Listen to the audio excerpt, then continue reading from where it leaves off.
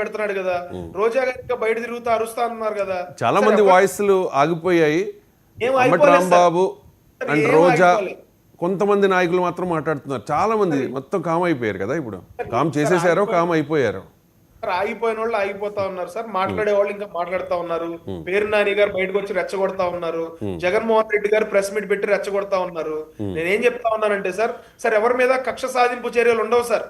వాళ్ళు నిజంగా తప్పు చేస్తే దానికి సంబంధించిన ఆధారాలన్నీ సేకరించి వాళ్ళని కోర్టులో ప్రొడ్యూస్ చేస్తారు. కోర్టు వాళ్ళకి రిమాండ్ చేస్తుంది.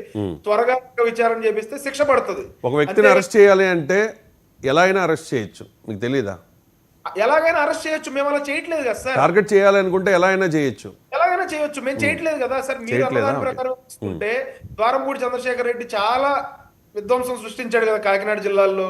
ఒక డిఫాక్టో సీఎం లాగా వ్యవహరించాడు. 15,000 కోట్ల పైచీలకు అక్రమంగా సంపాదించాడని చెప్పి అక్కడ ప్రజలు మాట్లాడుకుంటా ఉంటారు. కానీ ఈ రోజున ద్వారంపూడి చంద్రశేఖర్ రెడ్డి మమ్మల్ని బూతులు తిట్టాడు, మా కార్యకర్తలను కొట్టాడు, మా నాయకుల్ని కొట్టాడు, మీ అధినేతను అసభ్య పదజాలంతో మాట్లాడారు. బ్యానర్ కూడా కట్టుకోనీయలేదు కాకినాడలో. లారీతో తొక్కించమన్నాడు. సో మేము కక్ష సాధింపు చర్యలు చేసుకోవాలనుకుంటే ఫస్ట్ ద్వారంపూడే వెళ్ళేవాళ్ళు లోపలికి. మా ప్రభుత్వానికి ఆ ఉద్దేశం లేదు. నిజంగా law will take its due course అన్నట్టు ఎప్పుడు అతను పాపం పండిద్దో అప్పుడే అతన్ని జైల్లో పెడతారు తప్ప మనం ఏదో బుక్ లోనో లేకపోతే సార్ రాజ్యాంగం అనేది అన్నిటికన్నా పెద్ద బుక్. రాజ్యాంగం ప్రకారమే కూటమి ప్రభుత్వం పరిపాలన ఉంటుంది తప్ప ఇంకోటి ఏముండదు సార్. ఎవరి మీద కక్ష సాధింపు చర్యలు ఉండవు, ఎవరి మీద అక్రమ అరెస్టులు ఉండవు. ఎవరైతే తప్పు చేశారో వాళ్ళు జగన్మోహన్ రెడ్డి గారు చెప్తా ఉన్నారు కదా సప్త సముద్రాల అవతల తీసుకొస్తామని. ఆ భయం అందరికీ ఉండాలి సార్. ఆ భయం అందరికీ ఉండాలి.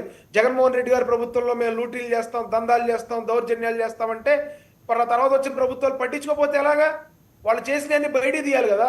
బయట తీస్తేనేమో వీళ్ళు రెడ్ బుక్ అంటా ఉన్నారు. రెడ్ బుక్ కాదు సార్. తప్పు ఎవడైతే చేశాడో వాళ్ళందరూ కూడా ఇవాళ కాకపోతే 2 సంవత్సరాల తర్వాత, 2 సంవత్సరాలు కాకపోతే మళ్ళీ కూటమి ప్రభుత్వం అధికారంలోకి వచ్చిన తర్వాత, రేపోతే ఇంకో ప్రభుత్వం అధికారంలోకి వచ్చిన తర్వాత వాళ్ళందరికీ శిక్షలు పడాల్సిందే. అప్పుడే రాజ్యాంగం మీద అందరికీ నమ్మకం ఉంటుంది సార్. రైట్. ఇప్పుడు చాలా ఆరోపణలు చేశారు కదా. ఇప్పుడు లాస్ట్ 10 ఇయర్స్కి పైగా జగన్మోహన్ రెడ్డి గారు బెయిల్ మీద ఉన్నారు. దానికి రకరకాల ప్రచారాలు ఉన్నాయి. కానీ ఈ లిక్కర్ స్కామ్లో జగన్ అరెస్ట్ అంటూ పెద్ద ఎత్తున ప్రచారం జరిగింది కదా. అంతిమ లబ్ధిదారుడు ఆ బిగ్ బాస్ జగనే అంటూ ఉన్నారు. జగన్ ఆ 42వ ముద్దాయి అక్యూజ్డ్ 42 పేరులో లిస్ట్ లో జగన్మోహన్ రెడ్డి గారి పేరు చేరిస్తే ఖచ్చితంగా ఆయన అరెస్ట్ అవుతుంది. అది ఖాళీగా పెట్టారు కదా సిట్టు వాళ్ళు. చర్చలంటే ఎవరో ఒకరిని అప్రూవర్ గా మార్చేసి వాళ్ళతో జగన్మోహన్ రెడ్డి గారికి డబ్బులు పంపించామని చెప్తే సరిపోద్ది కదా. ఎవరు సార్ అప్రూవర్ గా మార్చాల్సిన అవసరం మాకేంటి సార్? అంతిమ లబ్ధిదారుని పట్టుకోవాలి. వైసీపీ వాళ్ళు అదే చెప్తున్నారు. వీళ్ళు అప్రూవర్ గా మార్చేసి ఏదో వాంగ్మూలాలు ఇచ్చేసి రకరకాల ఇది చేస్తున్నారు అని చెప్పేసి. అదే సార్ అదే చెప్తా ఉన్నాను సార్. అప్రూవర్ గా మార్చితే మొట్టమొదటి జగన్మోహన్ రెడ్డి గారిని వేసేయచ్చు కదా. ఓకే. రాజకేశ్ రెడ్డిని అరెస్ట్ చేసినప్పుడు రాజకేశ్ రెడ్డి మొత్తం చెప్పేశాడు జగన్మోహన్ రెడ్డి గారికి వెళ్ళి అంట అని చెప్పి తీసుకొచ్చి జగన్మోహన్ రెడ్డి గారిని అరెస్ట్ చేయొచ్చు. కానీ అరెస్ట్ చేయించే ఉద్దేశం అలా లేదు సార్. సార్ జగన్మోహన్ రెడ్డి గారిని అరెస్ట్ చేసి పైశాచిక ఆనందం పొందితే మాకేం వస్తుంది సార్? సింపతి వస్తుంది కదా. ఆనందం ప్రజలకు సేవ చేయాలి. సింపతి వస్తుంది కదా. జగన్మోహన్ రెడ్డి గారి మీద సింపతి వస్తుంది. ఇప్పుడు అరెస్ట్ అయిన వాళ్ళు చాలా మంది ఆ తర్వాత సీఎంలు అయ్యారు. చంద్రబాబు నాయుడు గారు మళ్ళీ ముఖ్యమంత్రి అయ్యారంటే జగన్ చేసిన పెద్ద తప్పు. జగన్మోహన్ రెడ్డి గారు అరెస్ట్ అయి రిలీజ్ అయిన తర్వాత చంద్రబాబు నాయుడు గారిని అరెస్ట్ చేయడం. ఒక్క నిమిషం సార్. సార్ జగన్మోహన్ రెడ్డి గారు 2011లో అరెస్ట్ అయి రిలీజ్ అయిన తర్వాత ఆయన ఓడిపోయాడు. అరెస్ట్ అయిన వాళ్ళందరూ వెంటనే వచ్చిన ఎలక్షన్ లో గెలవాలా. అరెస్ట్ అయిన వెంటనే గెలిచింది చంద్రబాబు నాయుడు గారు. జగన్మోహన్ రెడ్డి గారు గెలవలేదు సార్. ఆయన ట్రాక్ రికార్డ్ లేదు. జగన్మోహన్ రెడ్డి గారిని అరెస్ట్ చేస్తే మాకు ఆనందం కాదు సార్. ప్రజలకి సేవ చేస్తే మాకు ఆనందం, ప్రజలకి పూర్తి ఫలాలు అందిస్తే మాకు ఆనందం, వాళ్ళ జీవితాలు బాగుపడితే మాకు ఆనందం. ఖచ్చితంగా అలాగే చెయ్యాలి. కానీ ఏంటంటే అవన్నీ చేయలేక ఇప్పుడు డైవర్షన్ పాలిటిక్స్ లో భాగంగా కేసులు పెడుతూ ఉన్నారు. కొత్త కేసులు రేస్ చేస్తూ ఉన్నారు అనేది. సూపర్ 6 పథకాలు అమలు చేయట్లేదా?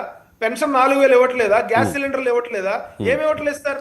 సార్ వీళ్ళు డైవర్షన్ చేస్తా ఉన్నారు వైఎస్ఆర్సీపీ వాళ్ళు. ఒక పక్కన పథకాలు అమలు చేస్తా ఉన్నారు. రాష్ట్రం కుంటు పరిస్థితిలో ఉన్నా కూడా, డబ్బులు లేకపోయినా కూడా ప్రతి ఇంటికి 4,000 రూపాయలు ఫస్ట్ తారీఖునే పెన్షన్ వెళ్తా ఉంది.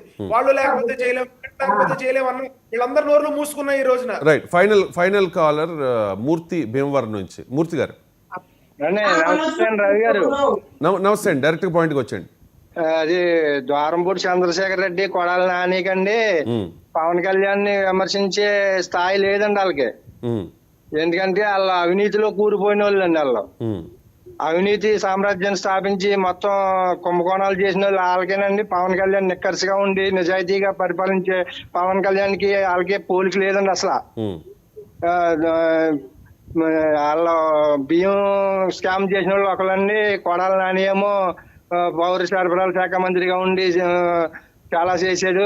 ఆయన పచ్చి బూతులు మాట్లాడారండి. పవన్ కళ్యాణ్ ని అసలు వీళ్ళు విమర్శించే స్థాయి లేదండి. వీళ్ళకి దొరికిందల్లా